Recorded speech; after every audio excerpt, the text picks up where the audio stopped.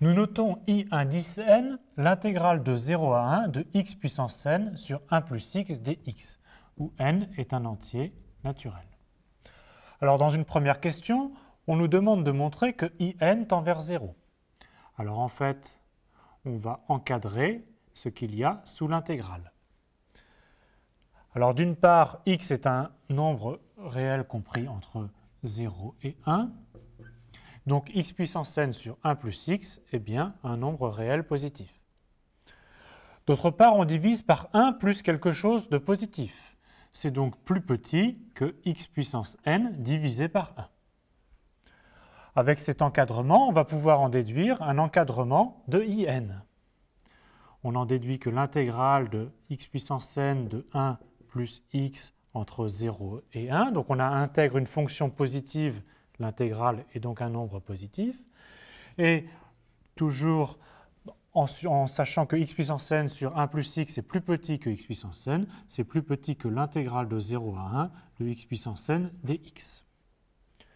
Qu'est-ce que ça prouve? Ça prouve que ici, cette intégrale que l'on souhaite calculer, c'est In, est plus petite que l'intégrale de 0 à 1 de x puissance n, mais bien sûr, on connaît une primitive de x puissance n, c'est le crochet x puissance n plus 1 sur n plus 1 évalué entre 0 et 1, ce qui nous donne donc 1 sur n plus 1. Qu'est-ce qu'on vient de montrer? On vient de montrer que In est compris entre 0 et 1 sur n plus 1, et donc, bien sûr, ça implique que In, comme 1 sur n plus 1 tend vers 0, In aussi tend vers 0. On continue maintenant, on nous demande de calculer la somme de In et de In plus 1.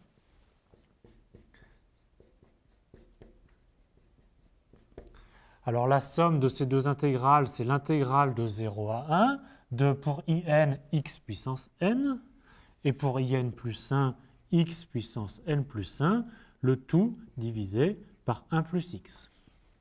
On peut factoriser le numérateur par x puissance n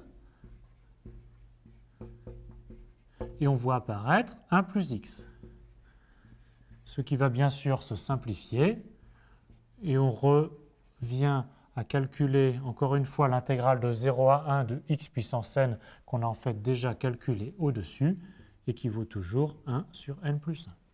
On a donc In plus In plus 1 est égal à 1 sur n plus 1.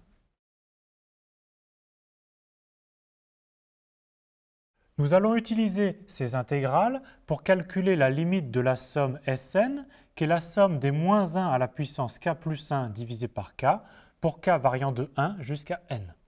Autrement dit, pour k égale 1, c'est la 1 sur 1, moins 1 demi, plus 1 tiers, moins 1 quart, etc. Et plus ou moins 1 sur n, suivant la parité de n. Alors en fait, 1 sur 1, c'est la somme I0 plus I1. 1 sur 2, c'est la somme I1 plus I2. Etc. 1 tiers, c'est I2 plus I3, etc. Et plus ou moins I indice n-1 plus I indice n. En fait, dans cette somme qui est télescopique, presque tous les termes disparaissent.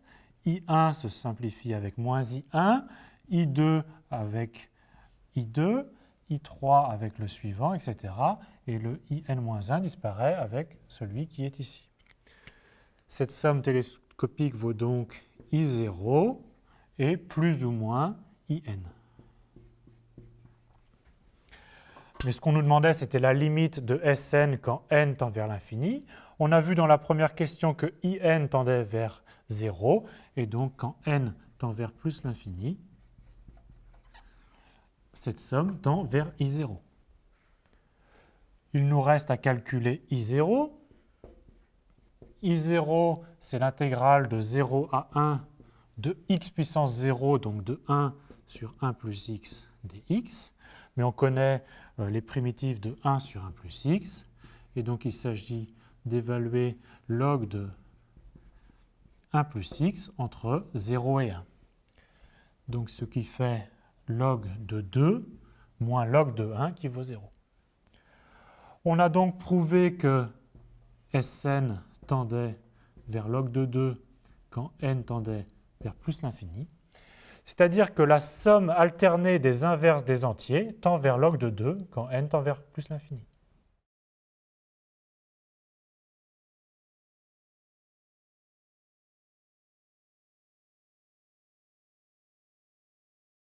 Voici un exercice à faire.